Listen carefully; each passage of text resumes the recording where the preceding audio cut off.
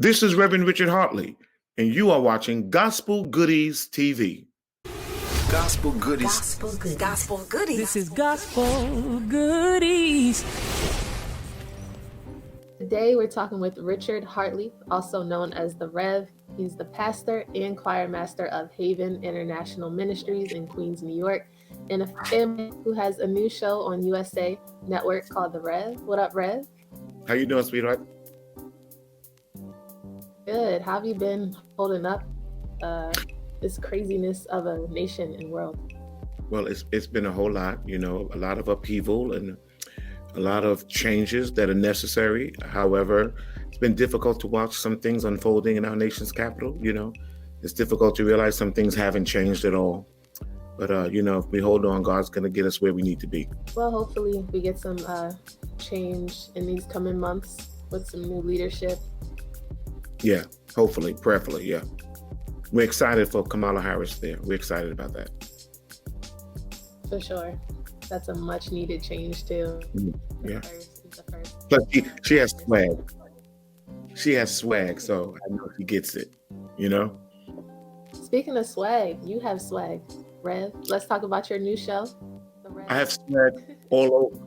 I'm swagalicious. I'm swagoo like Beyonce. like Beyonce said. So we have a new show called The Rev, 10:30 p.m. Eastern Standard Time, USA Network. And The Rev it chronicles my life with music and with this church that I have, which you said earlier, non-traditional. This is really the complete out-of-the-box church. They don't know where the box is. It's a circus. It's lots of different strange characters, because we open our doors to anybody, and I mean anybody and everybody. So we don't care what you dress like, where you come from. It's not about money. It's all about the love of God. But that means you get a whole hybrid of interesting, I was about to say strange, but interesting people. And so I'm off the road. I'm a choir master. I've been doing choirs for many of the stars, Diana Ross and Mariah Carey, and all types of people, and performing all over the world, Japan and Europe and Africa and Australia, and dealing with professional singers, Aaliyah. Now I'm back home dealing with this church choir. And these are the local yokels, and they can't sing anything. I told them they couldn't carry a note if they worked for FedEx. And so I'm not dealing with Shaka Khan. I'm dealing with Shaka Can't, and Whitney Won't, and not Patti LaBelle, Taco Bell. So the show shows that dynamic. And then, of course, my family dynamic. I have 2 children. My son is 29. He's a professional musician, but he only plays for himself in my basement at 4:00 in the morning. And then I have a daughter who collects college degrees. She has a bachelor's, she has a master's in PR, she has another master's, she's going for a PhD, but she doesn't have a job and no income. And then my wife is a hotel manager. What? And my wife is a hotel manager. She manages the house hotel where she cooks and cleans for her babies. So the show is very funny. Yeah, it definitely sounds like it's going to be entertaining. How did the partnership with USA Networks come about? Well, that's an interesting story. I'm told, I don't believe them, Aaliyah, but I'm told I'm eccentric and I'm a little crazy. That's what people say. So a friend of mine's decided to come to my choir rehearsal with his little camera and film me going through my antics. And I'm going crazy with my antics. He takes the tape and he sends it to a friend of his who knows an agent. He sends it to the agent. The agent sends it to Hollywood, to a production company. They send it to Lifetime TV, not USA, Lifetime. Lifetime TV comes from LA to New York. They film me. They decide I'm too much power for their women's network. So Lifetime passes it to Oprah, who wants it. If the production decides we don't want to do that right now, it goes from Oprah to Netflix. I'm face to face with Netflix. I say yes. They say, USA comes up and outbids everybody and made everyone happy. So we went through 4 networks and ended up on USA. So was it something that was recorded before the pandemic started? Actually, we were recording prior. pre-production. Then pandemic hit, and of course we had to shut down everything. So we were shut down about 4 months, and they had to rewrite some situations and rewrite some storylines. And then they resumed production maybe August with social distancing and CDC rules and masks. So what we did was we integrated that into the experience of the show. How'd your church react to you all being on reality TV? Well, see, we don't call it reality TV. We call it a docuseries. We call it situational TV, because I was able to help create the situations with USA. And my church is sort of used to what I do, because you come to the church and any celebrity can walk in and singers walk in, and we're very musical. You know, we've been to Carnegie Hall and Radio City and, you know, you New York girl, all the hot spots. So they're sort of used to that. But this sort of like, what are we doing now? So I said, this is what we're doing. So it was like a big family affair. It was a lot of fun, crazy. Yeah. Yeah. And earlier you mentioned like traveling the world and like you just mentioned, performing for all those huge platforms. It was the singing background from Mariah Carey part that got me. So Really? I want you to humbly name drop a few more, because I read a few and it was like just pretty amazing. Well, Who are some other people? Well, I performed in Mama Wanna Sing, the largest, the biggest, the longest running off-Broadway Black musical in history. I performed in that for 11 years. And we went to Japan. I've been to Japan about 150 times. Tokyo tours about 150 times over 30 years and all over the world. So we performed with Celine Dion and worked with Michael Jackson and Diana Ross, and did some live concerts, TV tapings with Aretha Franklin and you know, Kelly Price, some R&B people, of course, Mariah Carey a couple of times.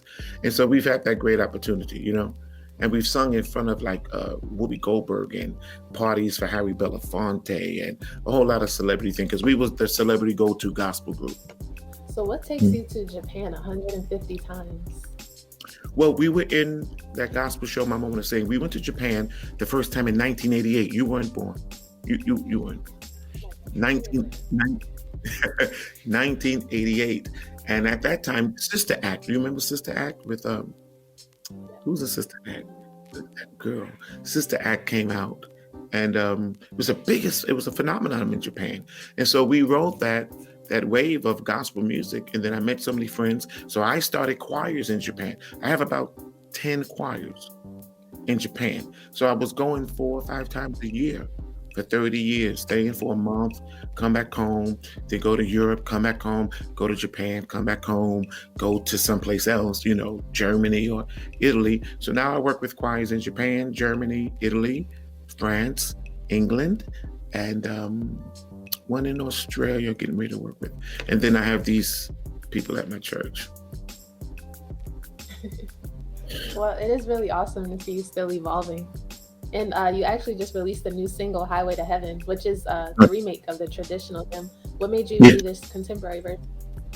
Well, you know, I like that song because it reminds the believer that I think with people, Aaliyah, they think with religion and God and Christianity, it's this instant turnaround and all of a sudden you're this perfect person with no problems. It's not that. This is a journey. It's a journey, like you said, and we're always evolving. And that's what Highway to Heaven is about. It's telling the people it's a journey and we are different parts of the road, but we'll all get to our final destination. Then, of course, I had to rev it up because I'm not traditional. And so we put a little funk on it. And then the backup choir is the Tokyo Mass Choir. Those background people, they're Japanese. But if you close your eyes, you wouldn't know it. So yeah, we're going to put that out the same day that the show comes out. It's kind of like stepping out of the box, like you mentioned earlier. And it actually looks like, well, I know it. Step outside the box with your own choir too. And I saw a preview of the show where you were kind of like in this drill sergeant mode with your choir. What was that about? Well, you know, because of pandemic, and I haven't been working with them, and I haven't been working much, we are all completely out of shape. I mean, all completely out of shape. And singing requires a certain level of fitness. And they weren't singing right. They weren't breathing. They weren't focusing. So I decided, and I've done this before, I used to make my choir run track. We would go to the high school, you got to run around the track 4 times. Everyone give me a mile because that helps your breathing, and singing is about breathing. So I pulled that off You know, while they was filming, I didn't tell the producers I was going to do that. I just did it. Mm-hmm. Yeah. Get them in shape. So, Get in me in your shape. experience, what do you think? Huh? Say that one more time. Get them in shape as well as myself, because I got COVID-22 I'm carrying. This thing is ridiculous. Right. I'm actually in the process of getting back to myself too. I haven't seen myself in about a year and a half, about a year, because being quarantined. So you just So, Mhm. from your experience, what do you think makes a successful or premier gospel choir? Oh, that's really good. It's requires a lot of training, a lot of training, a lot of vocal training. And then I was telling them yesterday, you have to operate as one unit. It could be 30 people. They have to move as one unit. They have to stay in formation. You have to be prepared. You have to show up on time, and then you have to follow through. You have to execute the performance with some passion. Nobody wants to see a boring performance. And so it takes a lot of work. And now, because of pandemic, and not just pandemic, but social media and YouTube and Snapchat and all this stuff, people don't want to really put the time in. They want to just get it up there and put extra voices on it, and they don't really want to put in the work. They don't want to grind. And so choir music is suffering, just like many other art forms, because of the advent of technology. People take the shortcut, but with me, you can't take a shortcut. No shortcuts. I can tell you're really passionate about what you do and who you do it for. So, how'd you develop such a strong passion, and how'd you actually know that it was something you need to spend life doing? Well, I didn't really know. I was in church all my life. We didn't have a choice. We had to go to church. It wasn't like, I don't feel like it. My mother's like, what? So we had to go.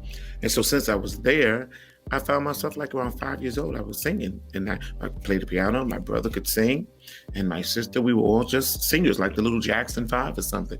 And so we started working in the church, and I just got into the music, and I just loved it. And I, just always wanted to do it on an excellent level. And so I'm really like no nonsense when it comes down to that. It's an art form, and it's a discipline. That's really what it is. Sounds good. I love it. Well, the I go a little crazy sometimes. I go a little crazy sometimes with singing and music, but Nice. Well, we're looking forward to seeing more of it play out on the Rev with you and your family. It's airing now on Thursdays, 10:30, yes, 9:30 yes. Central. Tell people how to follow you, social media, and how to keep up with what you have going on.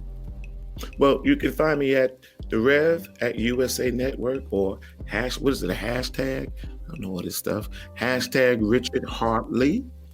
All this new stuff you people are doing. Or I'm on Twitter at the Rev and TikTok. I don't TikTok, but I'm on TikTok at the Rev USA. So you young people, you can find it on there, I expect.